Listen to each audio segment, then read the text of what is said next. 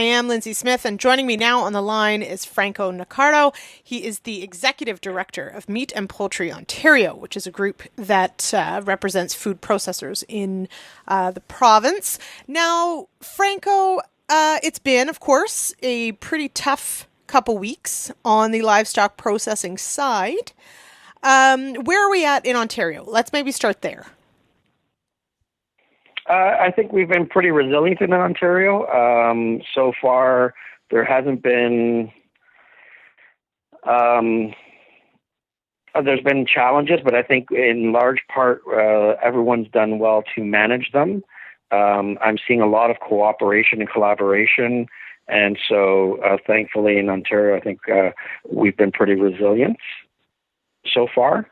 And I'm hearing that across the board. We haven't had any significant challenges and shutdowns for long periods of time.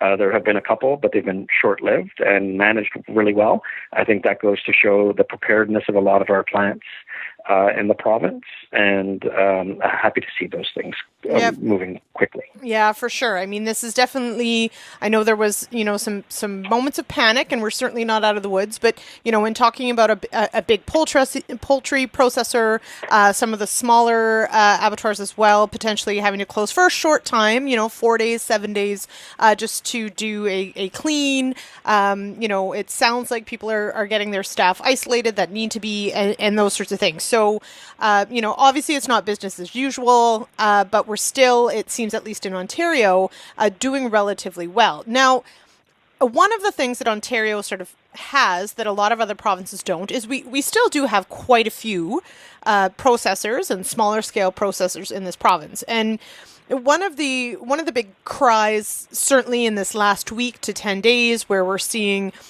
just some horrific images out of the US of mass culls of hogs and these sorts of things. And we're talking about, backlogs of beef and hogs here in Canada. The call is for, we need more processors, but we need more small, more local processors to, this is why we have this problem. So I want to explore some of the challenges in having smaller or local abattoirs, because of course, yes, we're in a pandemic. Yes, this is an unheard of situation, but the challenges to putting these things together don't just go away just because we're in a pandemic. So walk me through some of the challenges that smaller or local abattoirs face. Yeah, and I think we have to look historically at why are there less, right? And there's a number of factors that we've seen that have led to there being less abattoirs. And the first one is, I would say, the competition of the job. I mean, being a butcher is probably one of the oldest trades around, and there used to be lots of butchers, and globally there's less butchers now. Why? Because there's many other types of jobs out there. Obviously, the more types of jobs there are, the more competitive it becomes to keep people attracted to a certain industry. And we're fighting against people that want to get tech jobs and STEM jobs, because the government's always promoting STEM. And do they sufficiently promote trades jobs and specifically butchering as a viable career? And I think that's one of the gaps that we have, is we haven't really promoted it as a career and as a lifeline opportunity. So something we need to do better is to really promote the great aspects of the position and the job and the career, because there's so many different types of jobs within being a butcher that you could do. And one of them is a abattoir owner operator, entrepreneur. It could be marketing. There's so many different avenues of what you could do with this in the sector. So I think it's number one is attracting the next generation and making them understand the opportunities is where we need to start. The second thing that you've seen is, in terms of globally, is a shifting to economies of scale and centralized distribution models, and that takes away from regional distribution, because there, the motivation is in economies of scale is production, and the bigger you are, the more productive you are, the more efficient you are, the cheaper you can get food out. So if that's your goal, it's actually, the bigger you are, the better it is. So you've seen a shift of bigger processing as opposed to more numerous smaller ones. So it all depends on what type of outcome you want in terms of end result. You focus your energy. So if you want consistent supply, if you want large supply, those large production facilities work really well, and they can feed massive amounts of people. But they don't do well with inconsistency. They don't do well with surges, and they don't do good with variety. Everything has to be streamlined. Where if you want resiliency, if you want to see quick to adapt to situations, regional food systems, smaller production streams work a lot more efficiently, and you're seeing that today in terms of grocery, right? A lot of the small retailers are able to fill their shelves very quickly and continuously restock on a daily basis, where we've seen the bigger retailers struggle because their systems aren't able to restock as quickly. So that's the difference between a larger production and a smaller regional production. The best case scenario is, can we find a medium where we get the two of them working together? Mm-hmm. So we've developed almost two separate systems. Mm-hmm. If we could find a way of integrating the two, we could solve a lot of problems.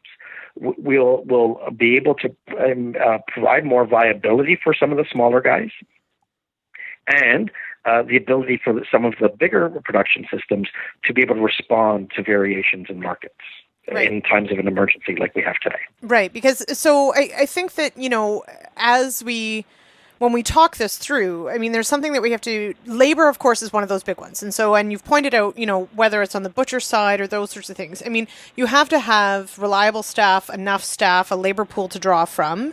I guess when I think about, the large processors, they, of course, have those economies of scale, right? So they know mm-hmm. that they'll have X amount of animals, they keep those lines running, they run a second shift, all those sorts of things. From a small scale perspective, do small scale abattoirs sort of deal with the inconsistency being a detriment as opposed to, something that the larger plants can adapt for, in that they have so many more clients that would be bringing animals? Do they have those ebbs and flows of product that they can't necessarily keep shifts or second shifts full? Is that a concern?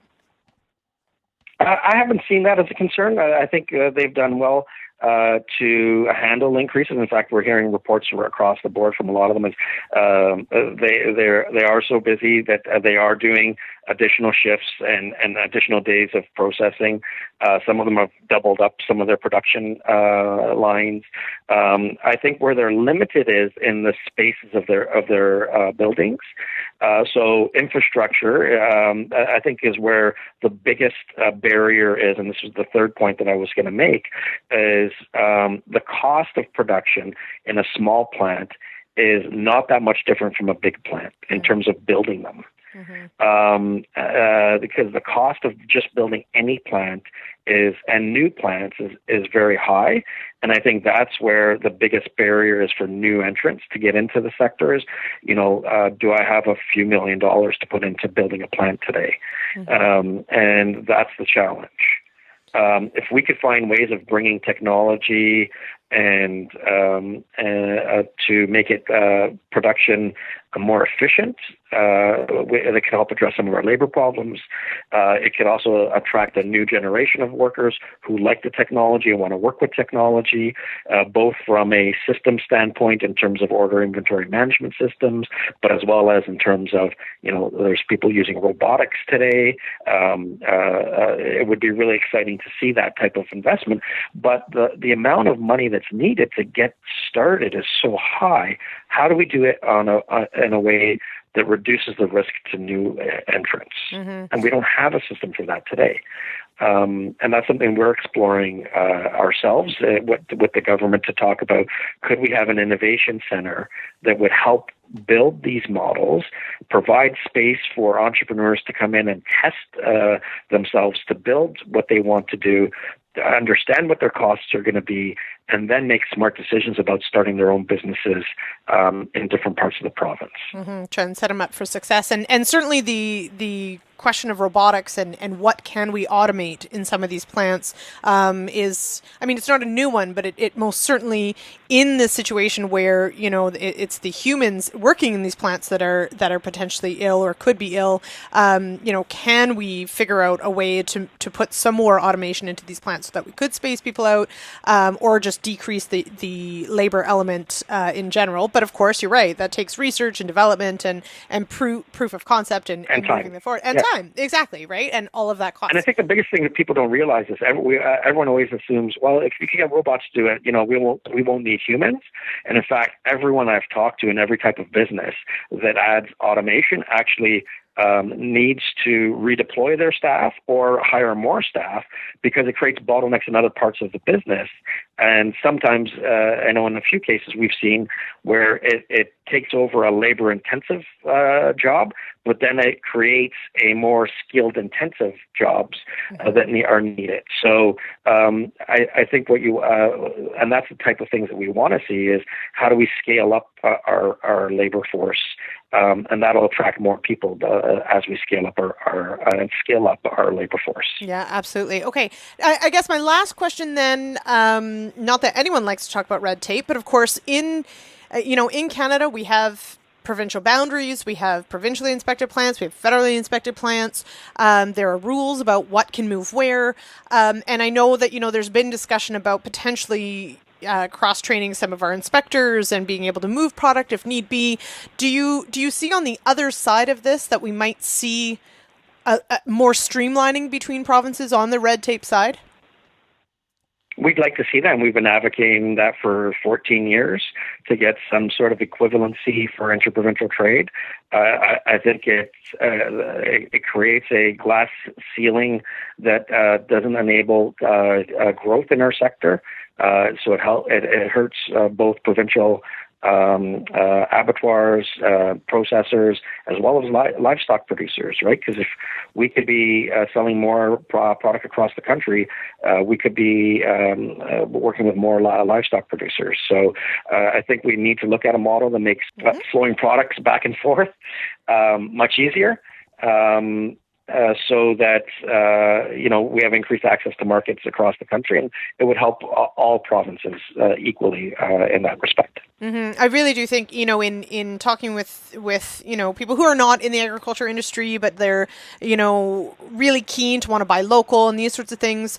They see these disparity between, where meat is and isn't and where it's being processed. And a lot of people don't realize that, a provincially inspected plant can't just ship that meat anywhere. And so I think this has been, at least, maybe that is a good, that we're improving the understanding on our consumer side to potentially maybe have them on our side of some of the changes we want to see in some of these industries. So I guess we'll see what happens when we get to the other side of this, whenever that may be. So Franco, thank you so much for joining us today. This has been a really great chat, and I guess we will see what happens on the other side of this.